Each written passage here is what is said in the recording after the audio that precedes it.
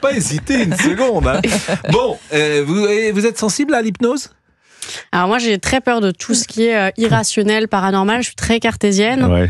Donc, spontanément, j'y crois pas. Est-ce que vous pensez, par exemple, que Monsieur Messmer peut vous endormir ? Est-ce que vous pensez que c'est un bon sujet pour vous ? Ben, écoute, elle est très cartésienne. Ça, c'est une façon de me dire que je dois comprendre ce qui m'arrive. Je veux garder le contrôle. Oui. Et dans ces cas-là, moi, j'ai quand même des techniques pour réussir à amener une personne dans un état second. Et on peut essayer, on peut tenter quelque chose avec...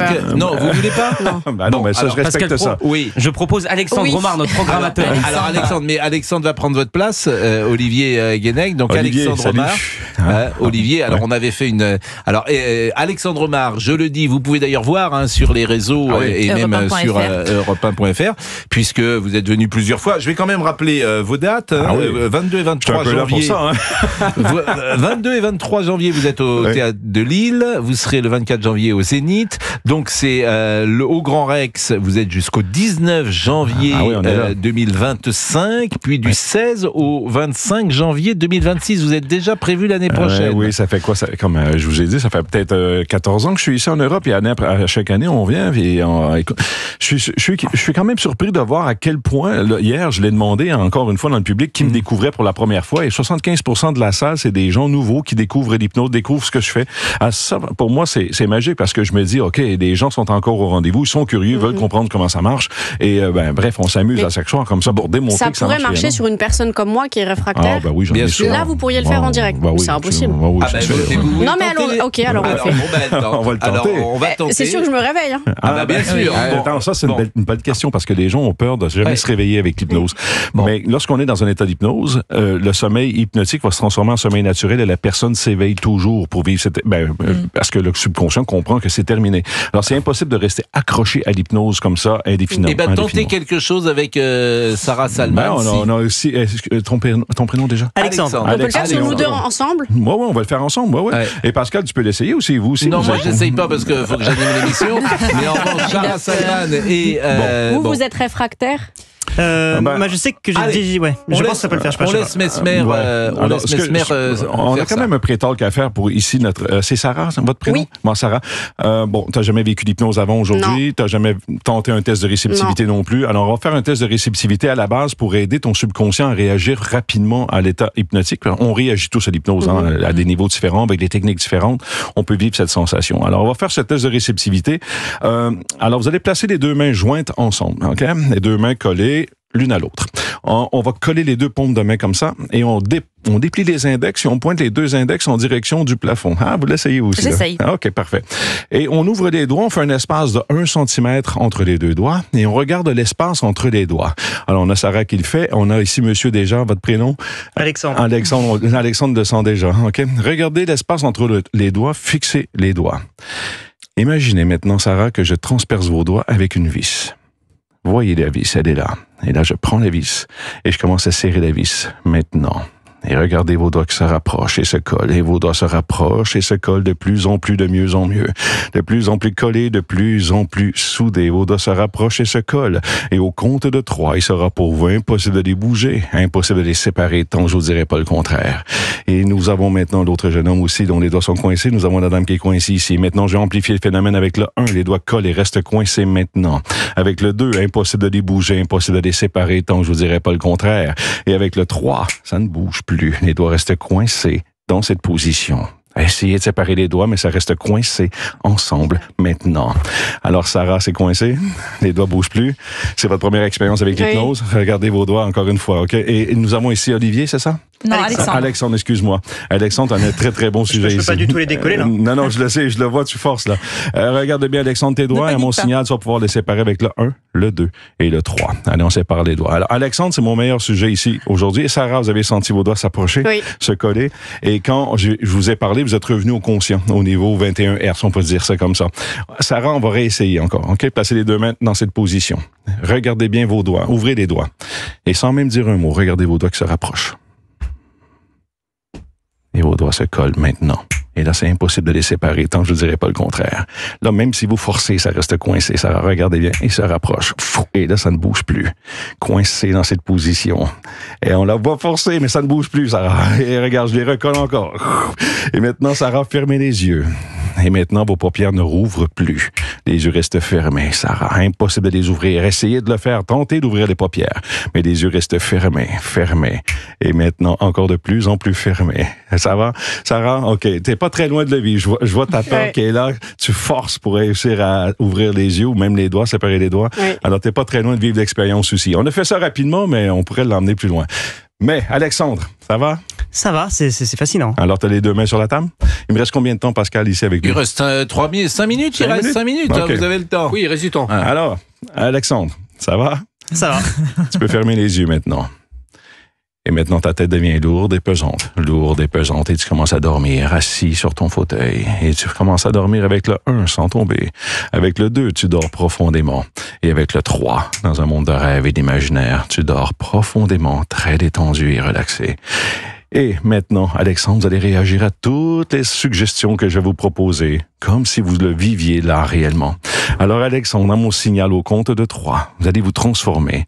Vous ne parlerez plus français. Alors, regardez bien ici, on le voit pas à la maison, là, mais si on peut voir avec les caméras, on voit ces yeux là qui bougent, le rapid eyes movement, un mouvement rapide des paupières, les yeux qui bougent sous la paupière. Ça, pour moi, c'est signe qu'il est au niveau du subconscient. Il est réceptif en ce moment. Et là, il rêve. OK, il voit les images que je lui propose ou quand on parle, il voit des images de ce qu'on parle. Alors, attention, Alexandre, à mon signal au compte de 3, vous ne parlerez plus français. Votre nouveau langage est le langage martien. Vous parlez dorénavant que le martien. Vous comprenez le français, mais vous ne pouvez plus parler français. Vous allez seulement nous répondre en langage martien avec le 1, le 2 et le 3. Ouvrez les yeux. Alors, Pascal, on a un très, très bon sujet ici. On a Sarah qui est tout près de vivre l'expérience aussi. Vous avez senti vos doigts s'approcher la première fois. C'est ça? Alors, vous n'êtes pas très loin de le faire. Alors, bon, je sais que Alexandre est venu voir le spectacle hier. Comment ça s'est passé hier? Comment vous avez vu ça? Vous avez vu ça comment?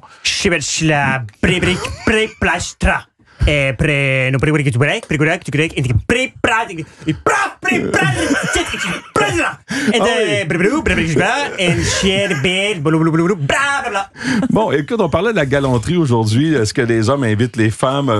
Est-ce qu'ils paient l'addition? Alors, nous avons Sarah ici. Alors, Alexandre, j'aimerais que vous fassiez une simulation. Comment on invite une femme au restaurant de nos jours? Par exemple, vous la voyez là, vous la trouvez à votre goût là. Alors, invitez-la au restaurant. Comment vous faites ça?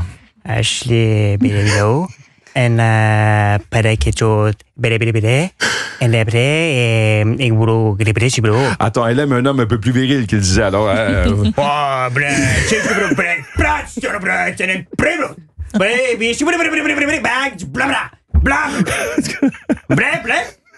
C'est pas très bien.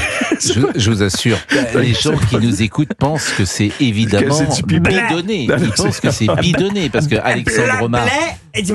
Ils pensent que, je vous assure, les gens, j'en suis convaincu, ils nous écoutent, ils disent c'est bidonné. Oui, mais Alexandre si j'avais pas vu ça de mes propres yeux, même moi je me dirais c'est pas possible. C'est bidonné, ça c'est ma conviction. Et c'est normal de penser ça, mais Alexandre était à mon spectacle hier. Et moi je peux lui parler ou pas, Alexandre? Il comprend le français. Alexandre, moi ça me fait plaisir parce que vous avez rejoint notre équipe cette année. Est-ce que vous êtes content de travailler avec nous?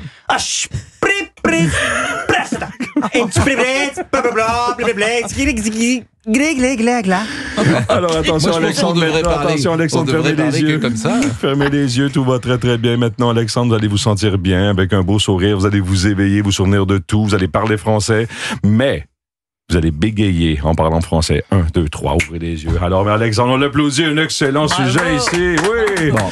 Alors, Alexandre, j'aimerais que vous reposiez la question. Alexandre, est-ce que vous êtes content d'être avec nous? L'équipe est vraiment formidable parce qu'il y a DJ Fab, il y a Laura Tessier qui est là, il y a Olivier qui fait des happenings qui sont super. Ok, maintenant on peut parler français normalement maintenant sans bégayer, tout va très très bien. Et l'équipe est formidable. Est-ce que vous pouvez le laisser comme ça tout le temps? Non, quand je vous ai dit que c'est impossible de rester accroché à l'hypnose, c'est que là en ce moment le subconscient réagit, mais si il y a je des laissais présentateurs que vous avez laissés comme ça, j'en connais. il y en a que vous avez hypnotisés et vous les avez laissés avec une difficulté dans l'élocution. Mais mon but dans le spectacle, c'est de démontrer que le subconscient est puissant. Mais là, on le fait pour s'amuser. Si j'ose dire, il est revenu au conscient, oui. Bon, mais vous savez ce qui s'est passé ou pas? Tu te souviens? J'ai quelques bribes, un langage accéléré, mais que je comprends. Enfin, c'était très accéléré. Ouais. Qu'est-ce qui se passe en ce moment, c'est que pas normal. Ouais. Qu'est-ce qui se passe, c'est que quand j'emmène une personne dans un état d'hypnose, il est à 13 Hertz, hein, comme le titre de mon spectacle. À 13 Hertz, c'est la porte du subconscient. Et lorsque vous êtes là, vous faites des trucs, vous rêvez, vous le faites comme si vous y étiez. Mais quand je les réveille, ils remontent à 21 Hertz, qui est le niveau bêta. Et là, ce qu'on a fait au niveau du rêve, on s'en souvient pas. Un peu comme nous, on rêve tous la nuit. Oui, on se souvient pas d'avoir. Des fois, on a des flashs, mais là, on se dit ah oui, c'est ça qui s'est passé. En fait, on devrait les noter tout de suite. Alors, il va être 13 Hertz dans pas longtemps. En 4 minutes. Il est 12h46. Il va être 13 Hertz et on a encore un peu de temps. Moi, je vous assure, la séquence qu'on vient de voir, même moi qui travaille avec Alexandre, je me dis mais ils ont travaillé et vous êtes parlé avant, c'est pas possible parce que il est incroyablement démonstratif. Vous voyez, dans cette. J'ai su qu'il était au spectacle hier parce que mon attaché de presse m'a dit il est venu voir le show hier parce qu'il voulait en parler ou peut-être essayer un truc aujourd'hui. Alors je l'ai rencontré avant de rentrer en studio quelques minutes, on s'est parlé mais sans plus.